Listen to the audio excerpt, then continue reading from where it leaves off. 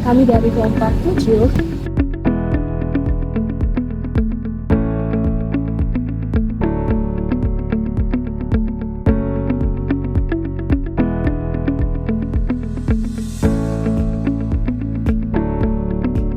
Pada kali ini, kami akan membahas tentang persoalan terbatas atau PT dan juga perizinan usaha dalam mata kuliah hukum bisnis. Materi ini penting untuk dipahami karena PT merupakan salah satu bentuk usaha yang paling sering digunakan dalam dunia bisnis. Selain itu, setiap usaha juga memerlukan izin agar dapat berjalan secara legal dan sesuai peraturan yang berlaku. Persoalan terbatas atau PT merupakan badan hukum yang mudah terbagi dalam bentuk saham. Jadi, seseorang memiliki bagian perusahaan sesuai dengan jumlah saham yang dimiliki. Dalam PT, harta perusahaan terpisah dari harta pribadinya. Karena itu, tanggung jawab pemegang saham bersifat terbatas.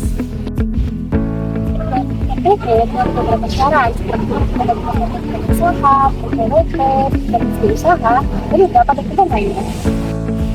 Prosedur pendirian PT dimulai dari pembuatan akta pendirian oleh notaris, selanjutnya disahkan oleh Kementerian Hukum dan HAM, kemudian diajukan ke pengadilan, dan yang terakhir yaitu diumumkan melalui berita negara. PT terdiri dari beberapa jenis yaitu PT terbuka, PT tertutup, dan PT kosong.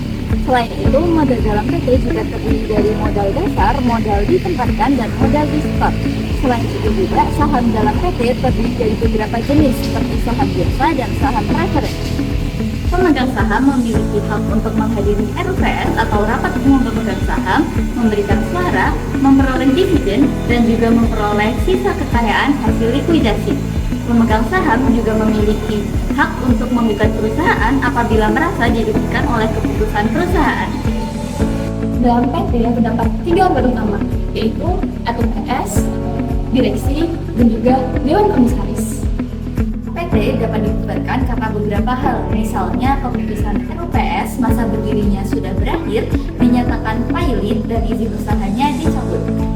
Nah, PT juga memiliki beberapa keunggulan seperti tanggung jawab yang terbatas, manajemen yang lebih terstruktur, dan perusahaan yang dapat berdiri dalam jangka waktu yang lama. Namun, PT juga memiliki beberapa kelemahan seperti proses perizinannya yang cukup rumit dan membutuhkan biaya yang lebih besar. Nah, agar usaha dapat berjalan secara resmi dan sesuai dengan peraturan, perusahaan memerlukan yang namanya perizinan usaha. Apa itu perizinan usaha? Singkatnya, perizinan usaha adalah izin resmi untuk pelaku usaha agar dapat menjalankan kegiatan usahanya. Dasar hukumnya telah diatur dalam UU Nomor 6 Tahun 2023 dengan menggunakan sistem Online Single Submission Risk-Based Approach atau disingkat OSS-RBA. Dalam sistem OSS-RBA, usaha dibagi berdasarkan tingkat resikonya, mulai dari tingkat resiko rendah yang hanya memerlukan nomor induk berusaha, hingga resiko tinggi yang memerlukan izin khusus dan verifikasi tambahan. Selain itu, perizinan usaha juga memiliki beberapa persyaratan dasar, seperti kesesuaian kegiatan pemanfaatan ruang, perizinan lingkungan, persetujuan bangunan gedung, dan sertifikat layak fungsi.